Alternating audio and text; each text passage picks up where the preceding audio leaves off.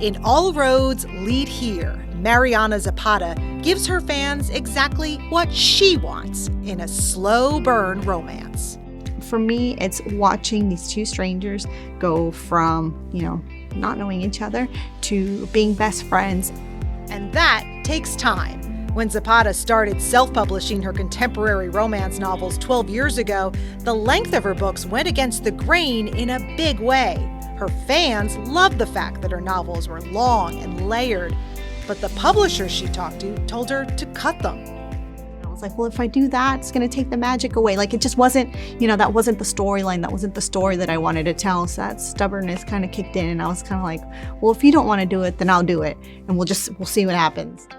So Zapata kept writing and building her fan base. Today, she's known as the queen of the slow burn romance, with more than a dozen New York Times, Amazon, and USA Today best-selling and award-winning novels to her name. She and her husband, musician Chris Letchford, live with their two Great Danes in a small town in Colorado, where they also run the merchandising arm of Zapata's book business. Last year, she finally signed with the traditional publisher, Avon Books, and reissued two of her biggest hits, Rhodes and The Wall of Winnipeg and Me. My editor at Avon is wonderful. I mean, she won me over, and I was kind of like, okay, I can see that you understand my vision. You're not going to ask me to change, my storytelling or anything like that.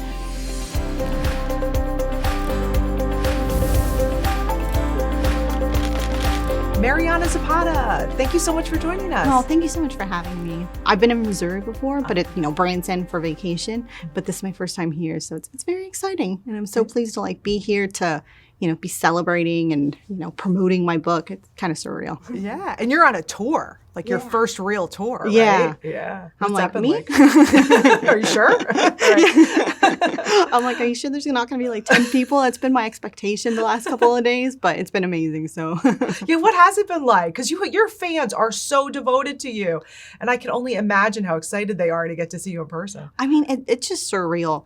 They've come out. Yesterday I had someone who said that they drove I think it was 4 or 6 hours from Michigan to come. Some people have flown in. It's wild to me because you can't get me to drive more than 30 minutes anywhere.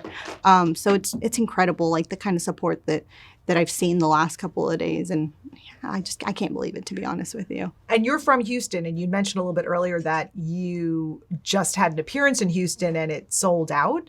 It did, yeah. It sold out, I want to say, within a day or two.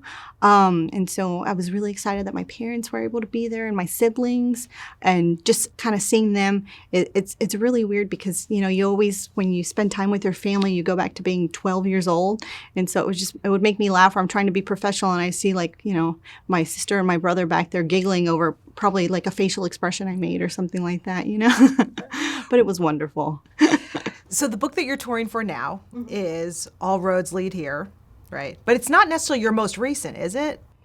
It is not my most recent. Right. Okay. Yeah, All Roads Lead Here was originally published in, I want to say it was March of 2021 or September of 2021. And it was out for about a year. And then my publisher, Avon, approached me about acquiring the rights for it. And we decided to re-release it. So it was off shelves for about a year. And now it's back. Oh, wow. So I didn't realize that. So it had been out into the world, and then that was kind of the book then that sort of changed a lot of things for you? I mean, I would like to say it was Winnipeg, because Avon acquired the rights for that one as well. I mean, I was doing really well before The Wall of Winnipeg and Me came out, but that one definitely changed my life. And then All Roads Lead Here, just, I was already doing well enough to where I was really happy with my career. And that one just, it turned into so many people's favorite books. And I know that I've had so many readers who have reached out to me and are like, I can't wait for it to be out again. And it is a different edition. It has a different cover. And I wrote a little bonus content in the back, which I hope my readers enjoy. And so that's in the new edition that's exclusive to Avon, and that people can read now. So you are really homegrown. Oh, definitely. Right. I mean, this all just started with you wanting to do what you love. Yeah, exactly. I have been writing my entire life. I used to write stories before I even really knew how to spell. My mom has, these little stories that I would make up about princesses and princes. And then I wrote RoboCop fan fiction for a while. And later on in my teen years, I wrote boy band fan fiction, and it just kind of escalated to just I kept writing and writing, and just in my early 20s, I was still writing fan fiction, and I hated my job. It wasn't for me. And my husband said, "Well, why don't you kind of just take a risk and try self-publishing your book or just publishing it in general?" And it was really terrifying to kind of like give up like what you feel is job security, even if you hate your job. To try something new that you literally have no control over. I mean, I was fortunate enough to have a little bit of a fan base already from the fan fiction writing, but it was still just a whole new world. I remember when I released Lingus, which was my first book, that one on Amazon peaked at like number 2,500. And it just blew my mind that there was like strangers out there and people like, buying my book when, I was just a smaller fan fiction author. And it took a few years to get going, but I'm here now, so it's really worked out. It just took 12 years. What exactly is a slow burn romance? A slow burn romance to me is a story where you get to kind of experience seeing these two characters fall in love along the way. For the most part, at least, this was 14, 15 years ago, it was very, it was a very like love at first sight type thing. And in my books, at least, they usually don't like each other for the first, 200 pages. You see these people like, get to know each other and really like get to experience finding out who each other are and falling in love for that versus just the physical characteristics or, biological needs, things like that. So it's for me, it's watching these two strangers go from, not knowing each other to being best friends. And I want to try and, convince people at the end that, they don't usually take place within 2 weeks. So they, I want you to be convinced that they're going to be together in, 40, 50 years versus, these two characters who maybe meet after 2 weeks and, like you don't know someone until you live with them type thing. And that's my favorite thing about slow burn. The characters really get to know each other along the way and convince themselves like this is my person. And it's a little bit rocky sometimes, but they get there. And tell me about All Roads Lead Here, because that's really the essence of that too. It's that it's a very layered story. It is. Right. The romance is at the center of it, but it's a real world. Right. All Roads Lead Here specifically, it started off as being just a love story to me, I wanted it to be about someone starting their life over. And I kind of built it from that to where she's a very likable person, starting her life over. And so we went with that. And it took a very long time. It took me almost a year from start to finish to be really content with the story. But it turned into, Aura, the main character, experiencing, grief from she had a situation with her mother early on, and so that's something that she's kind of set aside for most of her life, and she circles back to it in the future.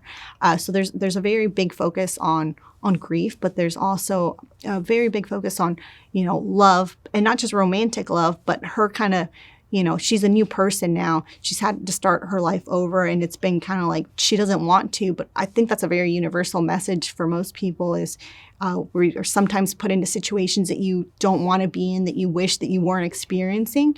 But you try and be resilient and get through it and be okay with the future. And I feel like that's a big theme throughout the book is just, trying to be okay with an uncertain future. And so I hope that that's the message that I got across when I wrote it. That was my goal. But so, you have a love story, a little bit of family and grief, and just, love for not just yourself or for a partner, but also friends and family that, give you so much in your life. So tell me about your beginnings and your upbringing. You were born in Houston, as we just talked about. And Yeah, my parents moved here from Mexico a little bit before I was born. So I was the first, of their children that was born here in the United States. My brother and my sister, my older ones, were born in Mexico. And, we moved in with like my aunts and my grandmother and my two cousins, and we all like lived in one house together. So it was just like a very small, home, but it was so much joy and happiness for those first few years. And they, so it wasn't just having one mom, but I had my two aunts, which were my other mothers, and my grandma, who was, the most amazing grandmother I could ever ask for. And, my cousins were my brothers. And I was just, very lucky to have that kind of family unit. And eventually, like, my parents literally bought the house next door to theirs. So it was that, connection across the street where I'd get picked up from school from my aunt and things like that. And yeah, I spent the next, I moved out of Texas when I was 28. So that whole first chunk of my life was spent there, and I loved it. Sometimes I miss it, but I don't miss the heat or the mosquitoes. So I know you've mentioned in other interviews too that you had a really like happy, fun childhood. And it sounds like it freed you up to just like follow the things that you loved and that you were interested in. And yeah, I feel so lucky now that I think about how wonderful it was to have like parents who, when I would want to read books, they would take me to the library. And, it's just, you don't realize how much that will impact you, like just having people who are okay with you being yourself and just allowing you to naturally grow into, the person that you'll eventually become. So that was wonderful. It was never like, no, you're reading too much. Maybe it was just don't read at the dinner table type thing, or when I would lay in bed and just read under there with like a flashlight, I wouldn't get into trouble for it. So I feel like that was definitely, a wonderful experience to have growing up. So tell me about your first fan fiction. Like, how did that even come about that you realized, like, you know what, I can keep this party going? I mean, because I like this, or what? How did you even know about it? It's really weird because it was like, I don't remember like the RoboCop fan fiction, but my mom has the stories, but I was 13 years old and I remember just, I don't even know how I came across it, to be honest with you, but there's like websites dedicated to it where you're like, I want to read about Justin Timberlake or something like that, So you would be surprised like how popular it was. And eventually I made my own website. This was like back when GeoCities was a thing. So I kind of learned how to like HTML code. I'm like pretty impressed with myself when I figured that out. And like I had my own website for it. And I'd make up my own stories and post them on there, which I hope no one ever sees the light of because I'll probably, die of embarrassment. 12 or 13 years old, but it was wonderful writing experience and just, it just gets your mind going. And that's how you learn. It's just by doing things. So what was it that you loved from the beginning? I mean, it's really strange how I just constantly have ideas in my head. And it's putting them out there because they just live and I make up these stories in my head and, they grow and grow and grow. So it's kind of like, I can't just keep them in there. I want to, I want to go further with them. I want to explore them more. And yeah, I mean, writing is the best way, the only way to get it out there so that I can see what happens. What did you end up going into then after high school and college or what path did you start on? So right after high school, I went to the University of Houston for a year and, I used to love school so much. And then just at some point, I just kind of got really burnt out, taking like IB classes and just being so busy with it and with the workload. And I just, I love learning, but I don't love being told, what I should learn. So I really struggled with that. You were living your life, but you weren't like kind of hooking on to anything. Exactly. Yeah. I just, I was waiting to see if I could figure it out. And my fan fiction was going really well. And I remember I told my little brother about it. I finally told him and he started reading it. He was like, this is really funny. Like, I really think that you should try and like, do something like, and for him to say that to me, like made me feel like it's weird how having one person who can believe in you just like makes you believe in yourself even more. So I feel like his confidence and knowing like, I know he loves me, but I also know that he wouldn't say this if he didn't mean it. Just kind of, okay, well, this is really scary, but maybe. And so at that point, I just got really lucky that self-publishing was really starting to flourish because I started reading books by self-published authors and they were doing amazing. So I was like, well, why can they do it, but I can't do it? So I kind of just, did the self-publishing route just to see. And like I said, it was like number 2,500 on Amazon. And so after that, I just, I kept trying it. Books take me a very long time to write, but I stuck with it. And then I did try, at least initially right around that period, to kind of find like a traditional publisher that might want to release it. But, back then it was, your books are too long or they're too slow. Like that wasn't what was popular back then. There was some people who did it, but I guess at least the people that I reached out were like, you need to cut back 50,000 words on the title that I sent them. And I was like, well, if I do that, it's going to take the magic away. Like, it just wasn't, that wasn't the storyline. That wasn't the story that I wanted to tell. So that stubbornness kind of kicked in. And I was kind of like, well, if you don't want to do it, then I'll do it. And we'll see what happens. So tell me how you went from that to this, because I know your career has been a slow burn. Yes. And your fans call you the queen of the slow burn. How did you go from that to that? Very slowly, like you said. I mean, it's so magical, and I'll never get over it. But I mean, it's crazy. It really is crazy. I released my first book in 2012. My second one came out in, what year was it? 2014. And that one was under lock, and it hit the USA Today list and the New York Times list. And I remember someone just asking me, like, another author wrote me, and she's like, what did you do? Like, how did this happen? I'm like, I didn't do anything. Like, I literally did nothing. I just uploaded it, and, some people read it and they liked it and they told their friends. Like, the, word of mouth thing is amazing. Like, there's no better, like, promotional, thing that you can do than just telling your friends, like, hey, I like this. And, after that, it did not slow down. Like, I will never complain about how things have worked out. And it took a couple more books, and then Wall of Winnipeg and Me came out, and that one just exploded. I remember at one point, it was just a very surreal moment for me in my life, to where, Amazon has like rankings charts, and I want to say I was like wedged between like Stephen King. It was only for a day. It was only for a day, but it was like the best day ever. It was like Stephen King, me, and Dr. Seuss, and I was like just having a meltdown over that. Like, how is that even possible? It was the best 12 hours of my life, probably. But at what point did they start coming to you? The publishers. It was definitely right after the release of Under Lock, but because of the previous experience with being told that they were too long, I was like, well, you're going to tell me the same thing about the rest of my books. So I'm like, let me just do my own thing. I don't want you telling me yes or no. I just want to write, and I just want to put it out, and we'll see how it goes. So there was, after that initial experience, there was a break for a little while, because I ended up switching agents, and I told the new agent, I'm like, I really don't want to traditionally publish. I just want to do my own thing. I don't want you I don't want anyone else telling me what I should or shouldn't do.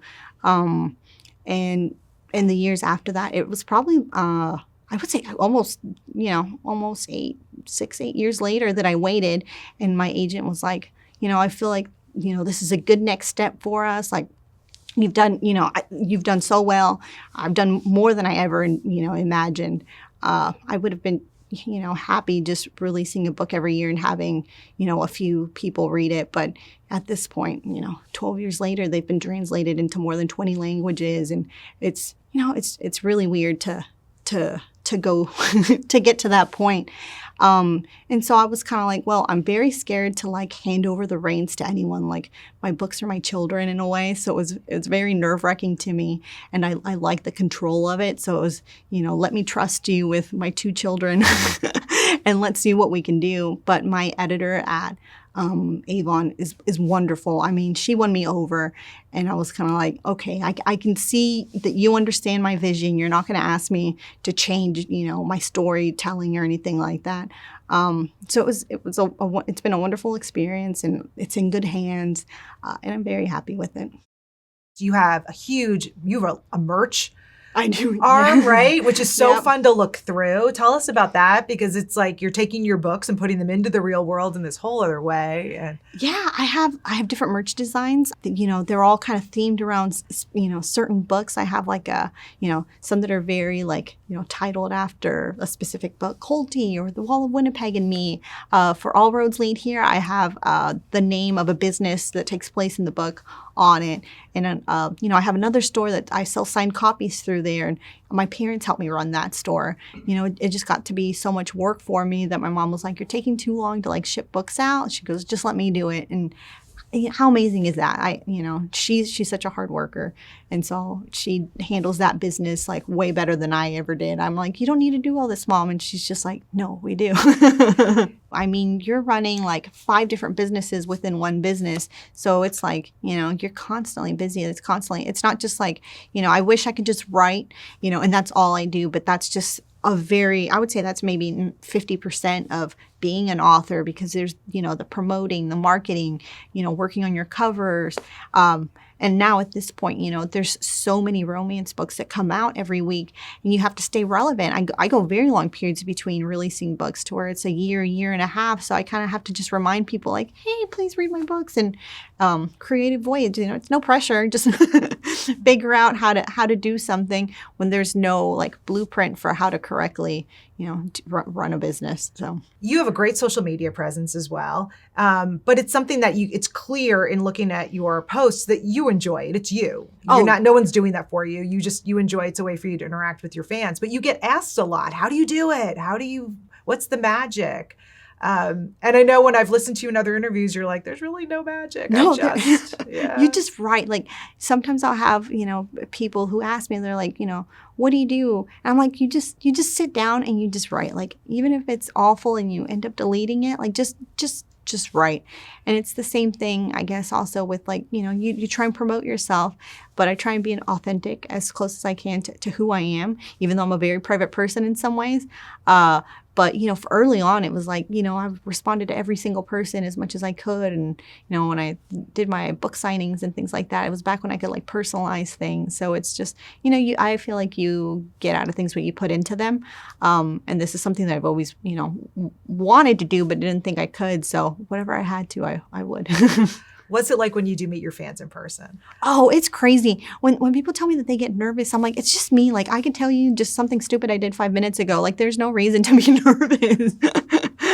I'm just a normal human being. Like, it's amazing. It really is just wonderful. And just, I'll never get over it. I'll never get used to it. And it's just such an honor and a blessing, really. When one of your fans reads your book, what do you want them to walk away feeling? I want them to walk away just feeling hopeful, and just feeling good about the world. Like, life is so stressful, and there's so many just like sad and bad things. But I just want to have give you a little slice of joy and hope and happiness. I hope that you feel good at the end, and you kind of walk away from it with a smile. I hope. And of course, then the next question that your fans will always have for you is, when's your next book coming out? What's it going to be? Oh, so it's a little bit different.